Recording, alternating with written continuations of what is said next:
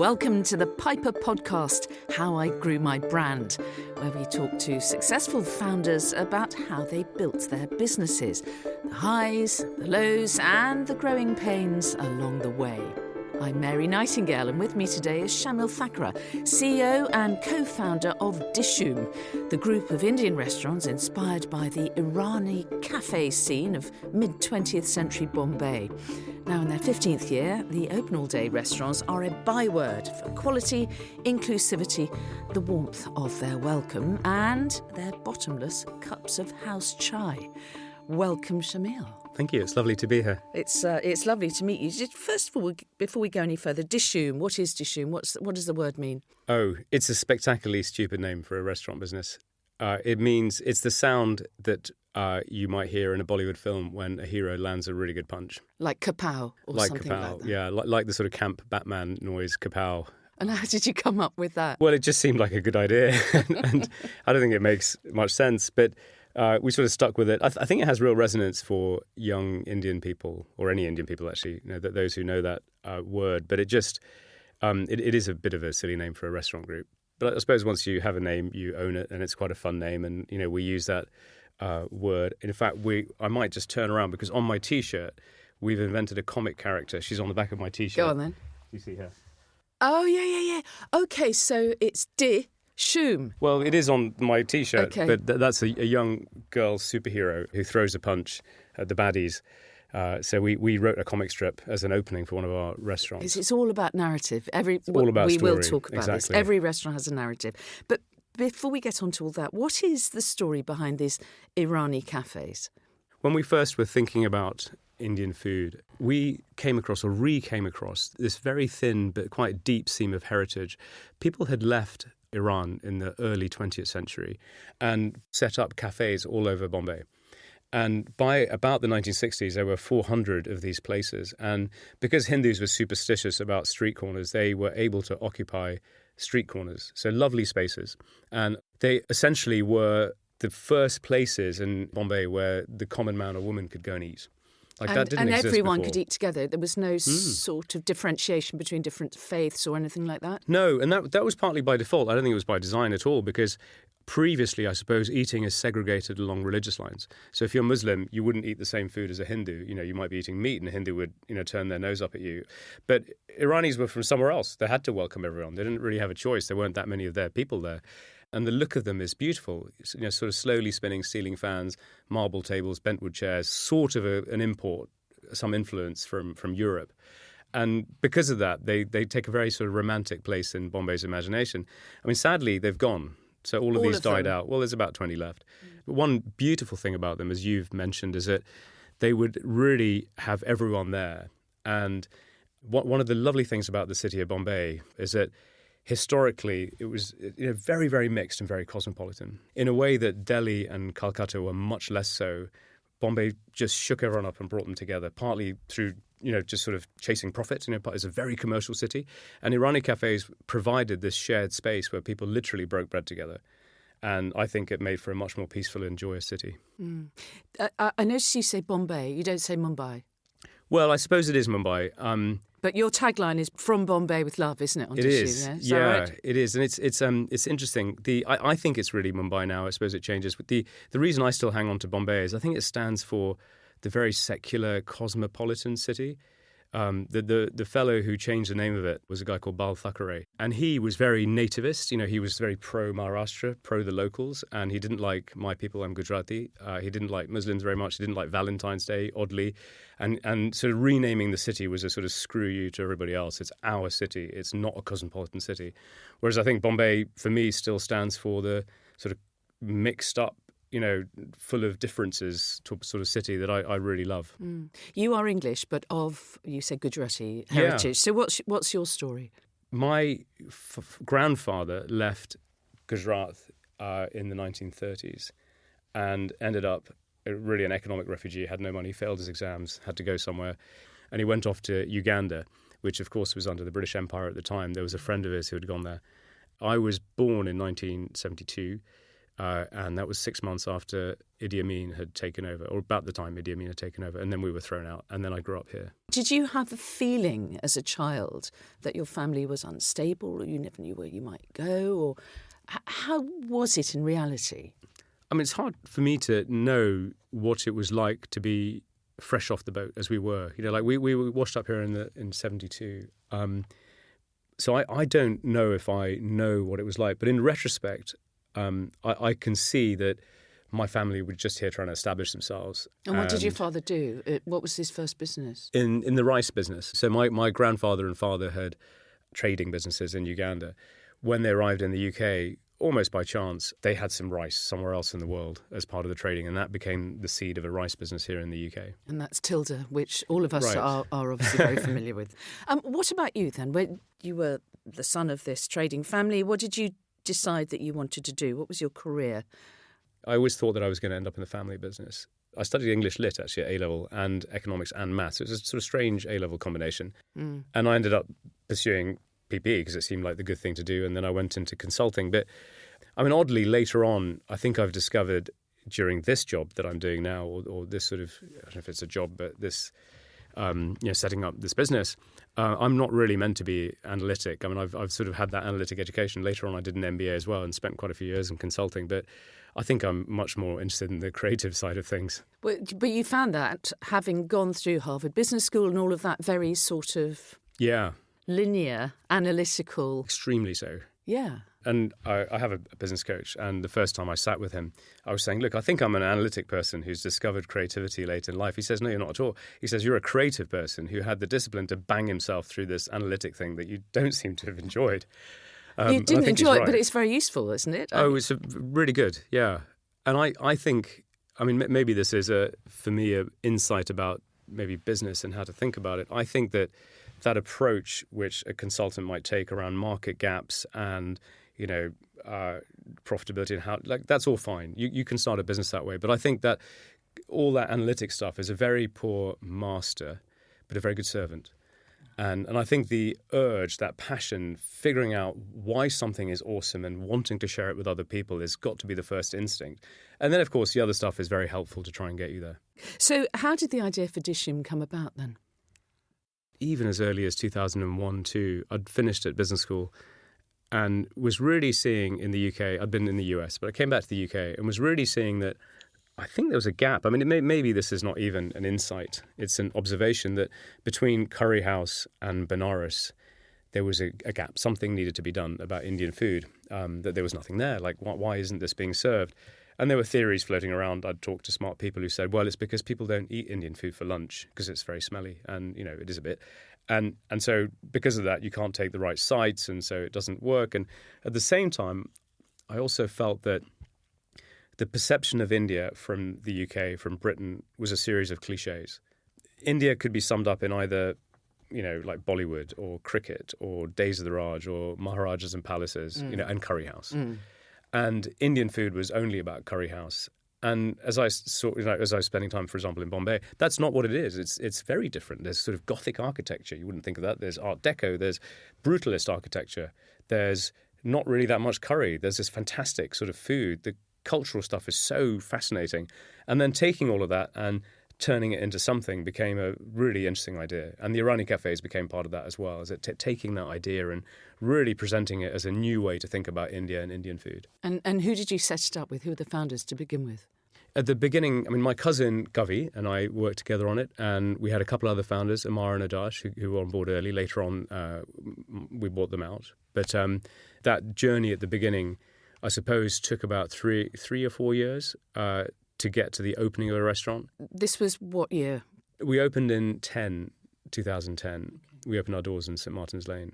Okay, and you had a few false starts, didn't you? I was reading there was... Yeah.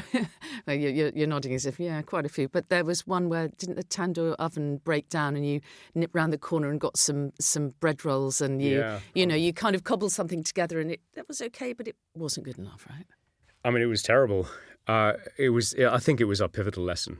We had done a pop-up on the South Bank, and it was super cool. It was made out of recycled materials, old sort of fences and recycled sails. And the South Bank people had said, we've got this space. It's a porta cabin. What do you want to do with it? And I think it was remarkable. Within about 8 weeks, we worked with an events company and conjured up this incredible, fanciful space. And the idea was an old Irani cafe walks down to Bombay's Chowpatty, it's a beach, and has a mild acid trip. And we really produced that. And on a Wednesday night, you'd see people dancing up and down. We had naughty coconuts, which were coconuts, spiked with rum, which I've never seen elsewhere. What a cool thing. I suppose you lose some of the rum in the coconut. Yeah, whatever, but it's a great idea. Cool. Yeah, it was just all brilliant. Except we didn't really know how to do things, and we had used dodgy second-hand equipment. And one day, as you say, the tandoor broke, and I think we couldn't make the right. It was something with naan, and it was keema, which is a mincemeat, and we couldn't serve that. And somebody who was there at the time, who can remain nameless, actually decided, well, let's go to look. There's customers here; they're hungry. I've got meat here. Like that's a thing, isn't it? Business is about selling to hungry people, and brought some buns, and fine. I mean, it was just a thing that happened. The next day, I saw a review online, and it's gone. Sadly, I haven't even got a record of this review, but it was astonishing. We had some great T-shirts done, Henry Holland style, which said cool things like "Frankie goes to Bollywood" or hot chai guys, cool Gola girls, whatever. Do you got Dishoom? And this blogger had come in, seen it, and saw this is beautiful, and he said this is really lovely. Music's cool, place is great, drinks are great. Love the T-shirts. And then he had the food, and the headline of the blog post was "Frankie went to Bollywood and shat in a bun." Oh. It was like a gut punch. But do you know why it was really cool? The reason it was really cool is that I think that was the beginning of the way we thought differently about business. And being all analytic, I was programmed with that piece of software which says, it's a strong piece of software, which says a business is revenue, cost, profit, capital, return. Right. I mean, this is a podcast affiliated to Piper, and that's what people do. Like that's what people invest in. They think about return. That's the rules, right? And it's everything. But I think it's not what you should be doing as an entrepreneur. You've got to have a different model, and the model then which evolved from that experience is that's not how you should do business. What you should think about, certainly for us, is awesome food and drink, awesome service, a happy team, control the costs, and the revenue and the profit are the applause that follow. And as we changed that focus, the team started not negotiating the price of lamb chops every 10 minutes or sending home the team when it was not busy. They were focused on the quality of people's experience. And of course, then the top line went crazy. The cost came down as a percentage. And the best way to low costs is high revenues. But I think the second thing is that I do think that all of us are at our best when we're intrinsically motivated. So if you care about the thing that you're doing, you are very entitled to monetize it. And I think you're going to monetize it better than if you're focused on the money. So I don't think focusing on the money makes you money. I think focusing on the thing that you're doing, if you're a basketball player, you need to not watch the scoreboard. You need to shoot baskets. You need to be really good at layups or dribbling or whatever or blocking. So I've got a deep belief in that, and I think that insight changed our business. Your dad had a thought, didn't he, which was something, and you will obviously quote it for me, but something about involving poetry in everything you do. Yeah. And I think that's rather wonderful. It's sort of what you're saying, isn't it? There's a beauty in or there should be a beauty in what you do. It is. I think it's related. He used to tell me stuff through my teens and 20s, which I thought was rubbish. And then obviously later on, I realised that he was right. That happens, doesn't it? But he used to say to me that for something to truly succeed, there has to be a little bit of poetry at the heart of it. And I think that if you can find a beauty in something, if something can move you, and I think poetry maybe is about something that is aesthetically beautiful and moving. They often come together, but they don't always. So something that is moving and beautiful, if you can take that and then share that with other people, I think that's the seed of something successful. And then I think you have to learn to monetize it. But I think if you start with, okay, how do I make money? It's not as successful or helpful. That was his insight. The only thing you haven't talked about within that, and we will, dig down a little bit later into these things, is your attitude to risk. You've got your poetry, you've got your beauty, you've got, the enthusiasm and the vision and all of that. Where did the evaluation of risk come into it? What was your attitude? That's a very good question, Mary. You just have to take risks, to do something. And I always get myself to the point where I'm happy with the reasonable downside case. Create a reasonable downside case that I'm sort of okay with. And then you leap for the upside case is maybe the first thing. So it's my analytic side making myself comfortable with the risk and maybe fooling myself into thinking there is less risk than there is, but at least getting comfortable. The second thing is that if something is difficult and risky, you've got two choices. My analytics side might say reduce the exposure and put less into it and protect the downside in that way. The other side of me, and my dad used to say this as well, is that, look, if you're going to jump across a flipping cliff, then you've got to run and jump because it's going to give you the best chance of getting across.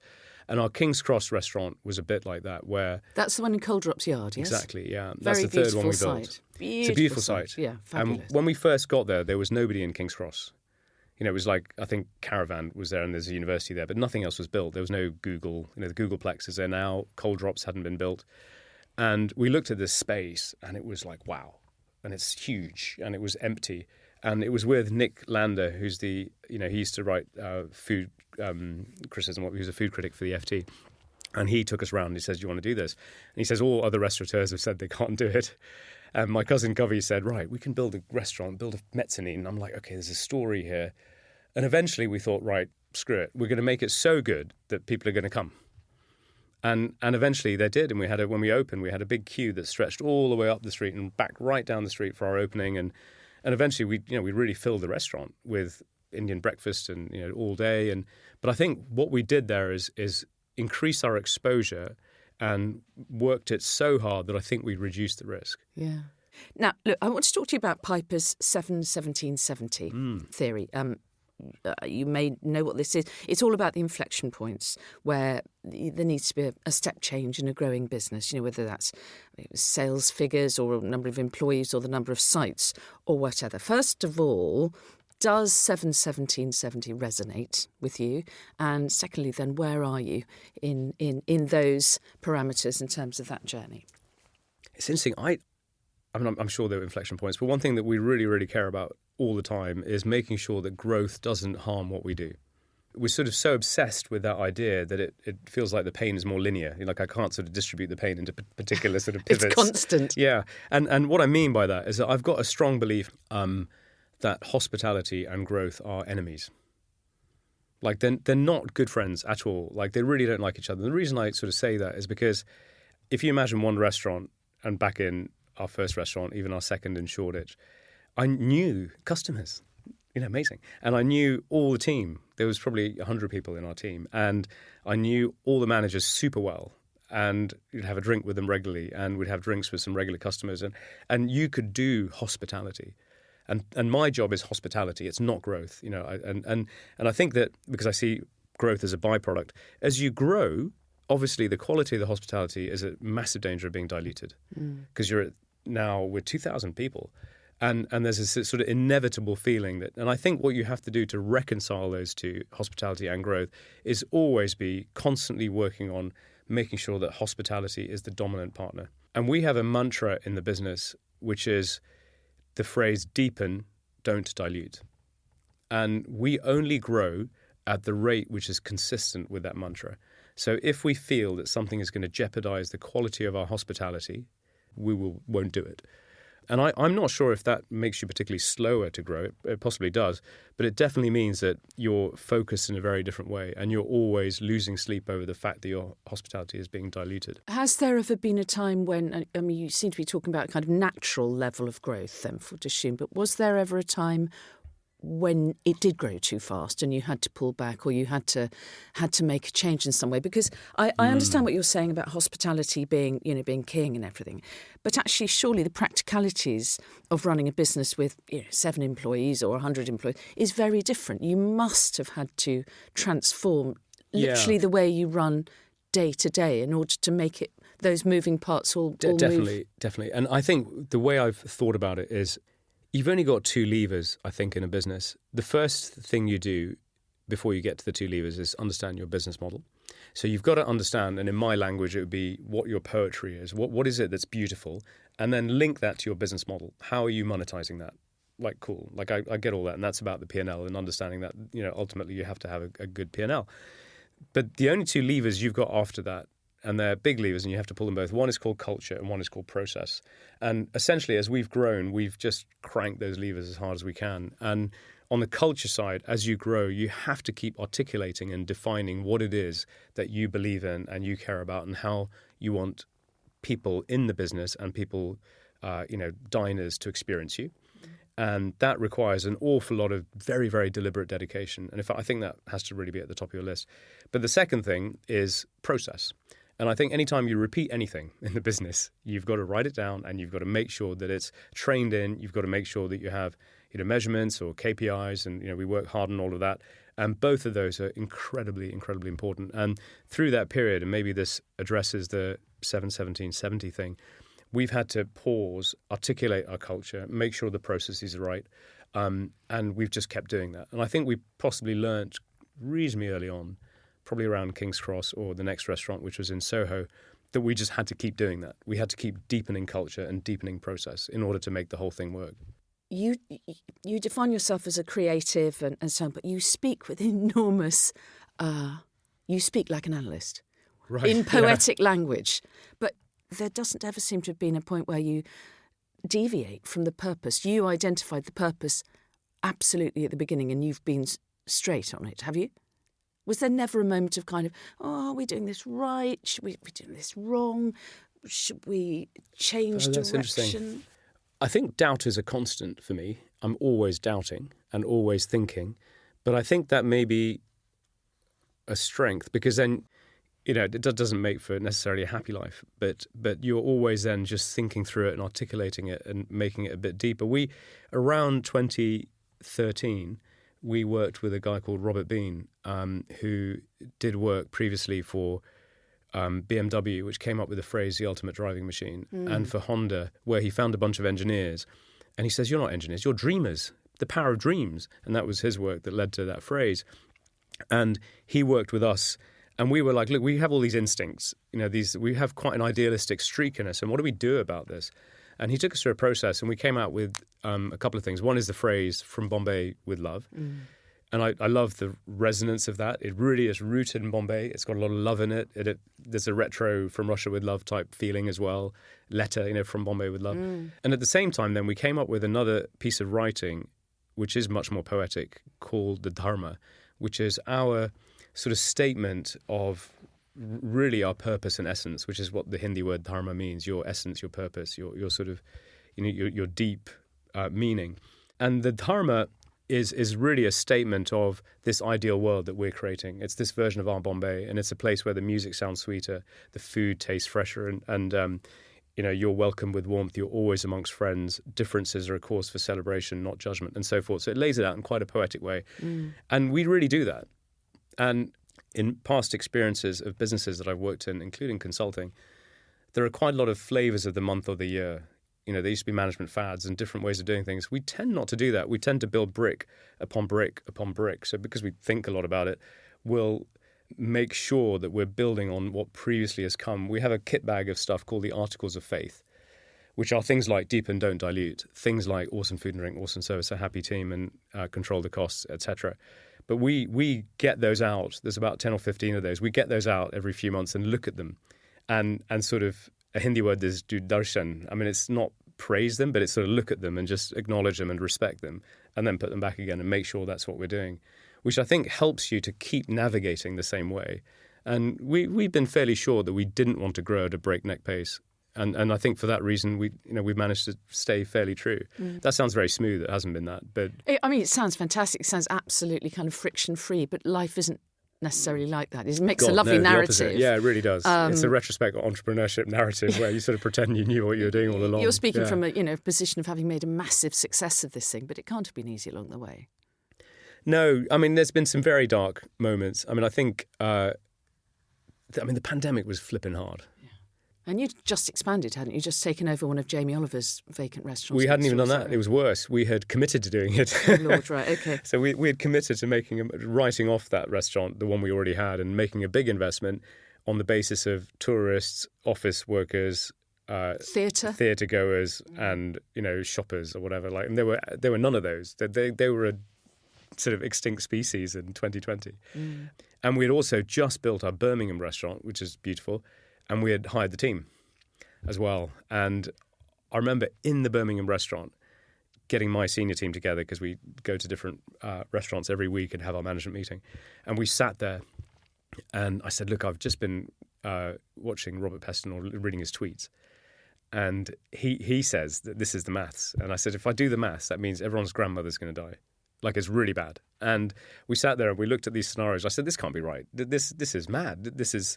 And at that point, we were still, it's in Italy. Like, it may not come here. And we just sat there and said, no, this can't be true. And eventually, obviously, it was true. And everything had to shut down. And that was a real gut punch, I think, for everyone.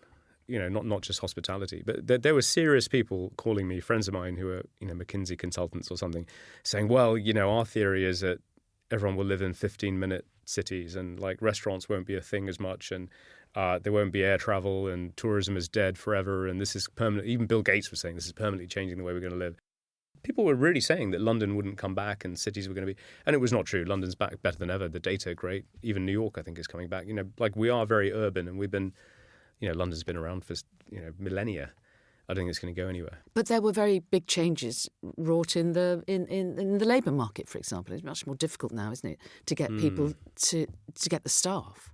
Yeah, we've I suppose been very fortunate with hiring, and you know, we don't have that many vacancies. We have a really, really low staff turnover. We work super hard on making sure that we're a great place to work, and I think honestly, if we are successful, part of that success is really down to keeping our people and making sure that the people are there really love and care about what they do and stay. And you pay them very well, don't you? You pay them unusually We high pay people, hourly rates. We pay people really well, but also I think that's only one of the ingredients. I think the other ingredients are around making sure that people feel fulfilled at work, they're learning and developing, they feel supported and mentally healthy, they feel part of a community as well. I mean, all of those things we really work super hard on. One cool thing that we do, which I suppose hits quite a few of those, is we, around 2013 or 14, we took a bunch of journalists to Bombay and showed them the city, 4 or 5 day trip. It was really cool. And we said, why don't we turn this into a thing for our team? And we said, well, let's take general managers, head chefs, maybe the odd marketing person who needs to go, 3, 4 people. And we said, why don't we promise to take people who have stayed for 5 years? Like, no one will ever stay. It's hospitality. And last year we took 200 people, and that was some post-pandemic hangover. This year we've got 100 people. So we're keeping people for a really long time. And, you know, 200 people to India, and we put everyone up at the Taj, and, you know, it's very nice. It's a big cost, but it's really cool that people stay for 5 years. And in a way, it's not that big a cost if you think about the benefits of longevity. And so the boot camp is in Kavi. So that's the Bombay boot camp. The Bombay boot camp, yeah. And you do a festival as well, is it? In the Family Isle of Mela. Dogs, was it? Yeah. Yeah. It's moved to a bigger field now, but because it doesn't. We're going to need a bigger field. Exactly. So, I can tell you, I've had a couple of experiences of Dishoom in the last couple of months. We tried to go to King's Cross, couldn't get close. That queue you talked about being down the street and up the other side, it seems still to be there. So we waited a bit. We thought, nah. And then we had an amazing dinner in Kensington, and it was very delicious and all of that. But what struck me was the enthusiasm of the staff. And we had the most charming server, a Portuguese guy, very tall guy who had been a professional footballer, and he hadn't made the grade. Very cool. And now he works at Dishoom, and he loved it. And it was an unusually positive experience. And I'm not just saying this to butter you up, but it was surprising. Consider me buttered. Yeah, that's great. You are buttered now. Yeah. But very enthusiastic staff and engaged and loving it in a way that I think is quite unusual.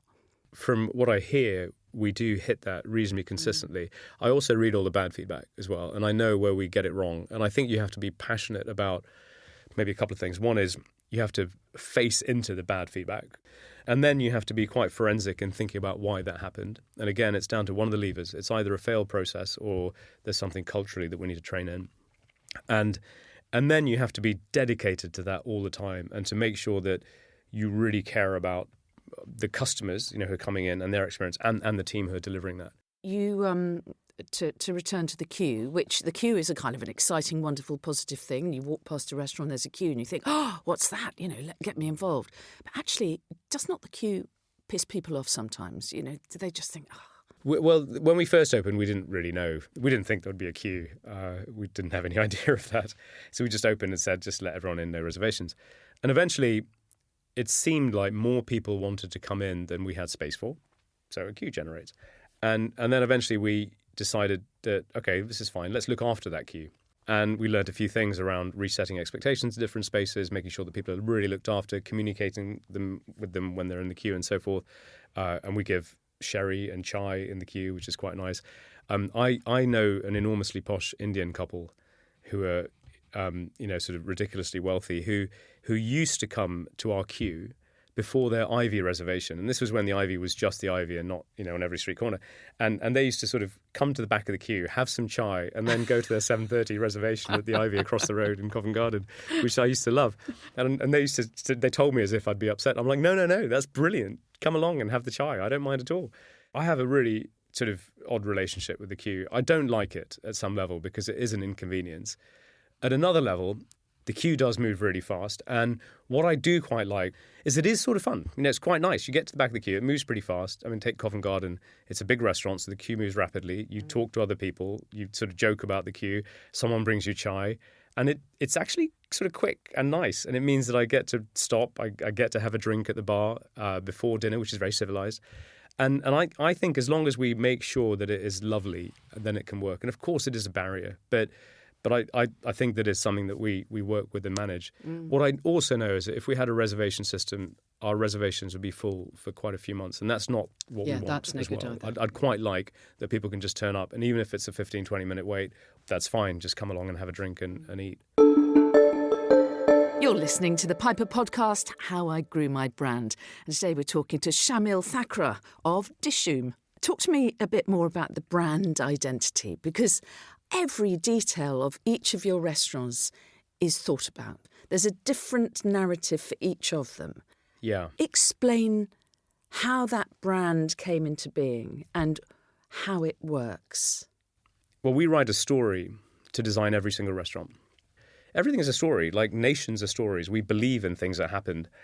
Money is a story. We only use money because we all believe that it has some value. It really is a story. Most of everything is a story. And I think we understand the world through stories. And we evolved this idea that we would always create, take that story of Irani cafes or other stories and use that as a way of building something. So you walk into this space and maybe guests don't think about it to that level, but I think it really immerses you and you love it. And you don't need to know necessarily why. But each one of those restaurants has a different story. Yeah. And there's one of a racy love affair between someone in Bombay in the 1930s. Is that right? Yeah, that's a good one. That's Covent Garden, new Covent Garden, when we rebuilt it. Who comes up with these narratives? I mean, a lot of these characters also sit in my head and I sort of let them out. It's busy in there, right? It's busy in there. I mean, that guy in Carnaby in Soho is my guy. The guy in Kensington is a cross between Rick from Casablanca and Carlito from Carlito's Way, and he comes out of prison and buys a cinema, turns it into a jazz club. The guy in Canary Wharf is a financial swindler. He was my character. So these people, I'm like Walter Mitty, I suppose. I sort of let these people out, and I have a rich fantasy life. So these are kind of alter egos. Well, I'm not as cool as any of them, but I would love to have been. And what do your customers tell you? Who are your customers? Do you have a tribe, a Dishoom tribe? The first thing that was important to me is that Indians love what we do, especially Indians recently from India. So they're not British Indians, but and especially people from Bombay. And that was really important. We had a really faithful following and still do, but in Covent Garden particularly. And then it was a very deliberate move to go to Shoreditch. I had a strong view that back in 2012, Shoreditch was sort of the centre of the universe. There was a real creative culture going on. I mean, 2012 was when Shoreditch was beginning to commercialise. And we were quite keen to be there and be that sort of business, be that sort of brand. And then if we were going to build more restaurants, we were going to be rolling out from Shoreditch. Mm. And so at that time, we did a lot of work on what that meant. I spent days and nights just spending time there and understanding it. And we worked with a really smart lady, a friend of ours called Emma, who at the time was with Ogilvy. And she said, look, don't go after hipsters. Don't go after that tribe, even if you're in Shoreditch. Be yourself. Be super authentic, and people will come because they really respect what you do. And I think that was really good advice. So in the end, we decided that what our job was to really focus on being us and being true to our poetic vision. And as it happened in Shoreditch, the hipsters really loved that. They really came. And then eventually the people from the city came along. We didn't want them too early. But that's, it's nice to have everyone. And it became a very beautifully mixed environment. And what I loved about that was that in our queue, you might see, somebody with big glasses and a moustache and sort of skinny jeans, as it was then in 2013, next to an Indian lady, an auntie with a sari, all having the chai. And the Indian lady loves being next to the hipster because it's pretty cool. And the hipster loves the fact there's an Indian lady there. So I think our tribe is, joyfully mixed up.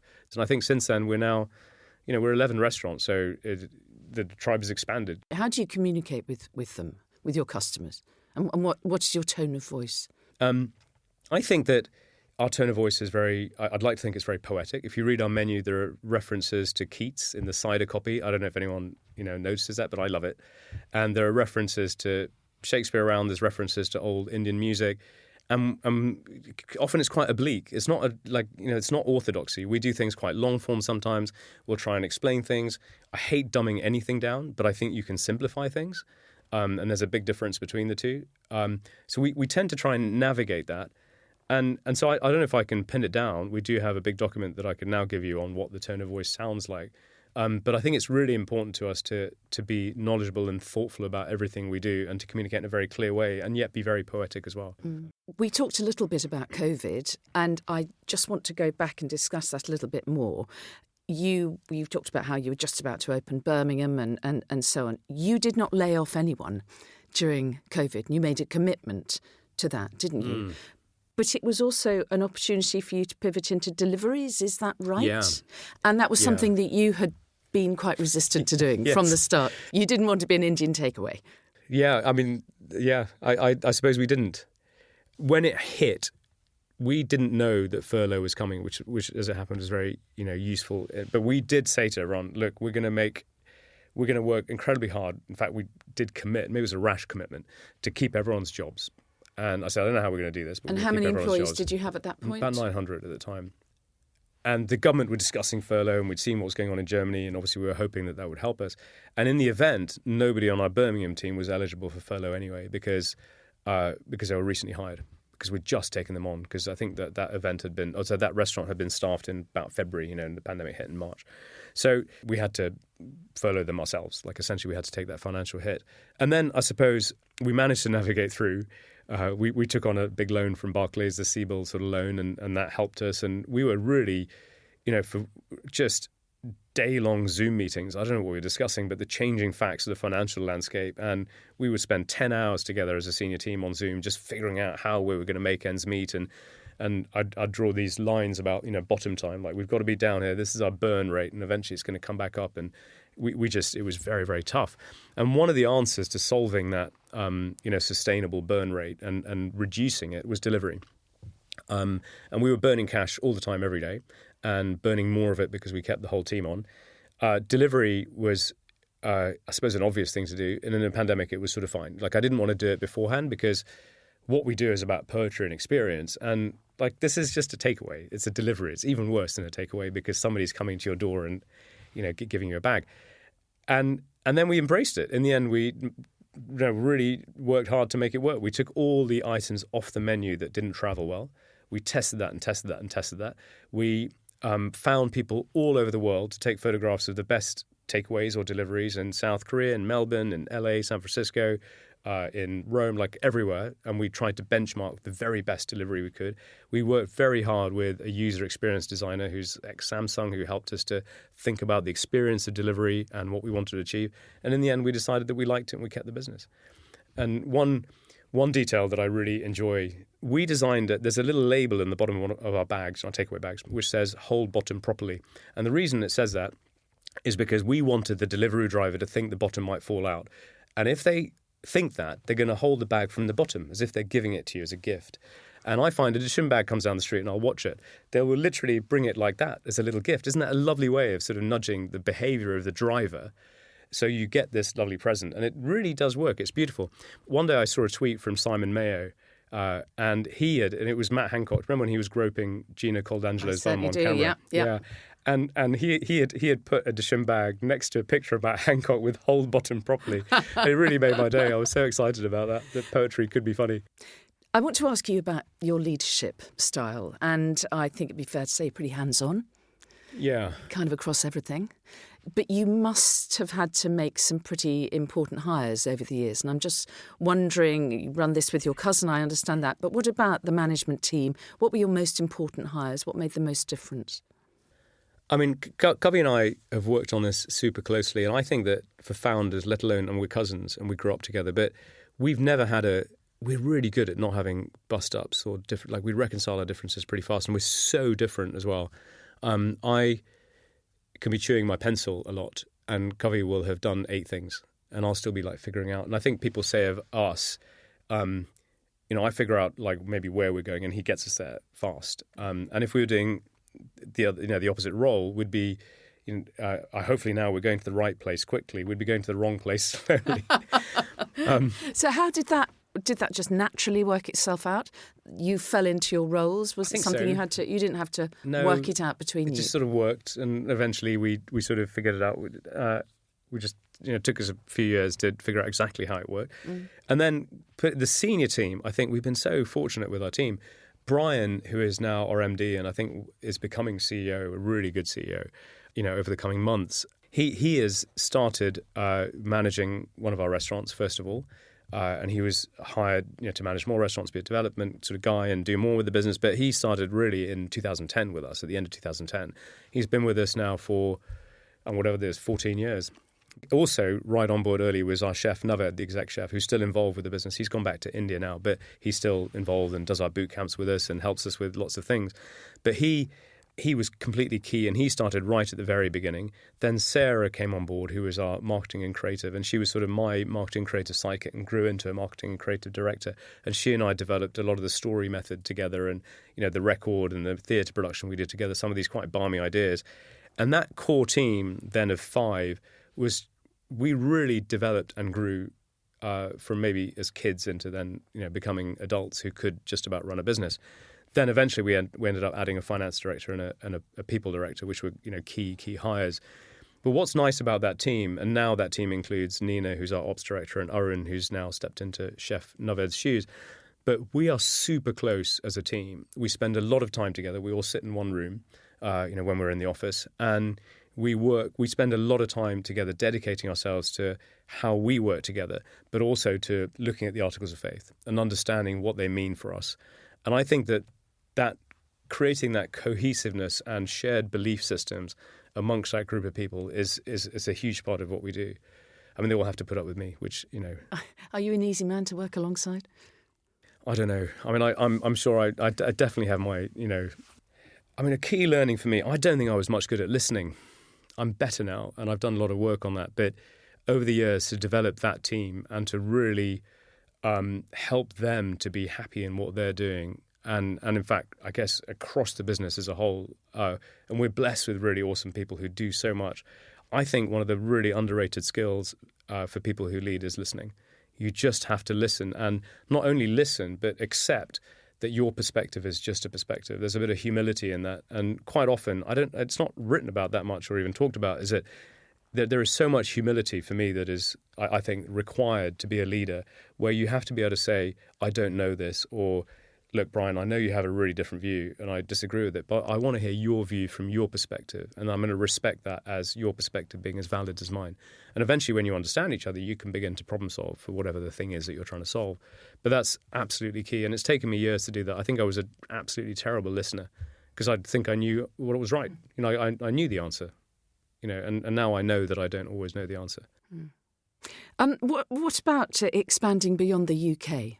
What are there plans for that? Going to the US, for example? Or? Yeah, the idea of opening a restaurant in New York, say, and we've done quite a lot of work on it, is very exciting and seductive. There's a couple of things I know about it. One is that it's extremely hard, and I see a good friend is Will Beckett from Hawksmoor, and they're opening there. He's about to open a Chicago restaurant, and he works at it. His restaurants are gorgeous, and it's not easy to do all that. So I think we're very cognizant that it's a very hard thing to do. Equally, we're also very cognizant that some sort of decent proportion of our customers, I think it's 20% of our credit cards in London, are American. And we have just anecdotally loads of American fans. So we have a really good following in the US. So I think I'm deeply confident that will make it work. I'm very excited to take Dishoom to wherever it is. I mean, New York has very tricky economics. Would you take it to India? I don't know. I mean, I just don't know if I can live with the ironies of being right next to the source. People tell me that we should, but I don't know if we ever would. Maybe one day. But you've got another brand, haven't you, which you're also building up, which are permit rooms. Explain to me about those. We had spent years over the years in India, in Bombay, going around the city and learning. And after hours, we would go to bars and get to know it. And in 1948, India was in a sort of post-Gandhian fervour of quite virtuous, Puritanism. And, Gandhi, bless his cotton socks, didn't love drink. And so everyone was keen to... So Bombay, as a result of all of that, banned alcohol completely. It was a prohibition. Even cough syrup wasn't allowed. And so there was this great scene of auntie bars where Goan aunties who were Christian, not Hindu or Muslim, would open illicit drinking dens in their front rooms. And there was an egg seller outside to signify that it was a drinking den. And they used to bribe the police. And there was a whole culture around that. Eventually, it was liberalised. Speakeasies, basically. Essentially, but run by old grannies. I mean, really cool aunties. And eventually, always going, they did liberalise in the 60s and 70s. And you were allowed to drink as long as you had a permit, medical permit. And in the legislation still today, it says you could get an emergency permit for champagne and cognac, which I really love. So these permit rooms then grew up, which were not illicit, but you had to have a permit, but they were pretty shady places. And Bombay still has, these shady drinking holes, permit rooms. And so we've spent time drinking at all these permit rooms and knowing them. And they've got this really cool charm of their own. So we thought we had to do something with that.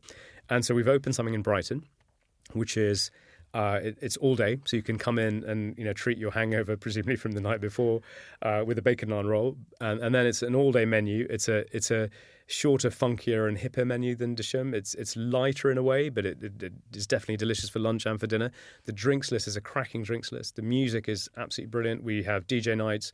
The jukebox is one that's interactive and you can choose music from. And it's a sort of hipper thing, and it's become really part of the local scene there. And you might roll it out, do you think?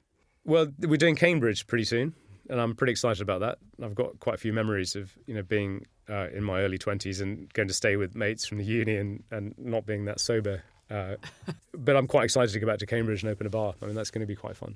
You have quite a strong view about charity, don't you? And you have made a commitment to providing free meals. Is that right?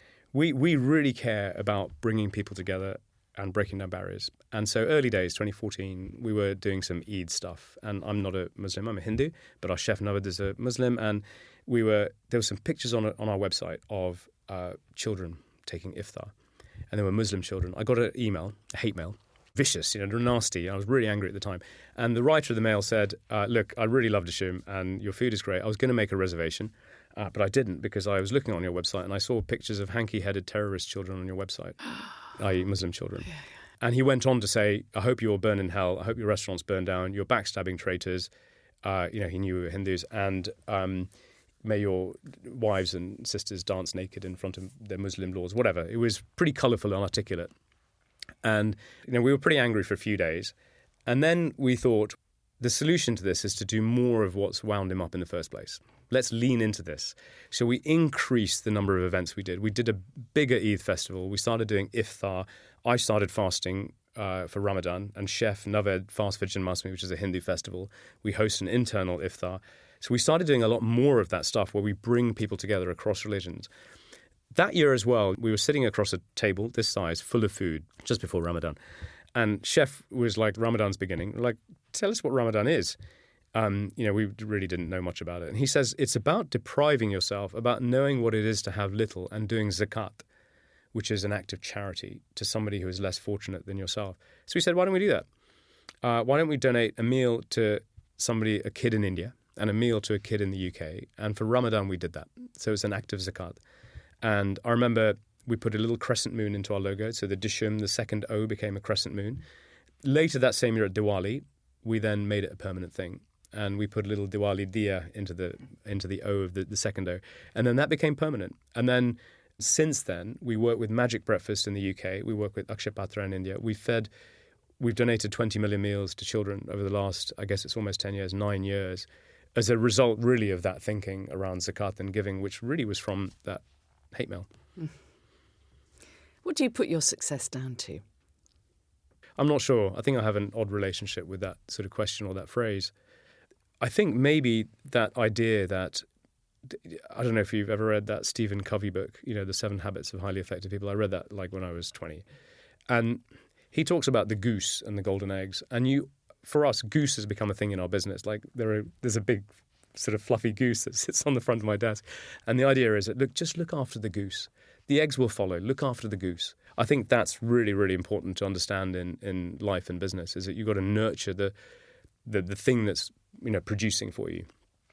But then the second thing, I think, is that you've got to do that day in, day out, every single day. You've got to get up and do it again, and you've got to look for the areas where you're not doing it, where you're falling short. You've got to have that stamina and focus and sort of just keep doing it. Building a business is maybe very humbling because you make mistakes along the way and you realize you don't know everything. And I think you start by not knowing what you don't know. You're unconsciously incompetent. So, when I get into a car, I don't even know what a clutch is. And then the instructor says, well, this is a clutch. And you're like, well, how do you use it? Now I'm consciously incompetent. I don't know how to use it, but I know what it is. And eventually I'm like, look, it's the biting point. I'm going up and down the hill. And then eventually you're like, what's a clutch?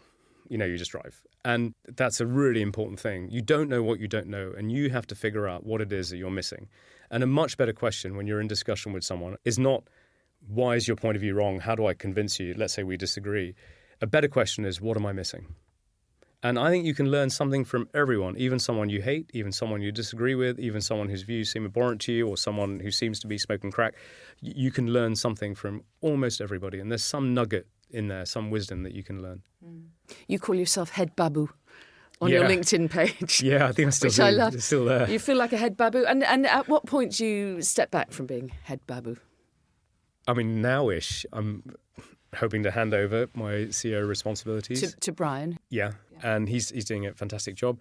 I mean, babu is a cool word. Babu is a word in India, which can be a term of respect, but it also refers to bureaucrats behind desks who don't do much. So all managers in our business are called babu. Our office is called Babu House, and I am a head babu, as Kavi is a head babu. You might overhear in a Dishoom conversation, I'm going to Babu House to talk to some Bade Babus about the jantri before going to the gup shop. Like, that's gobbledygook.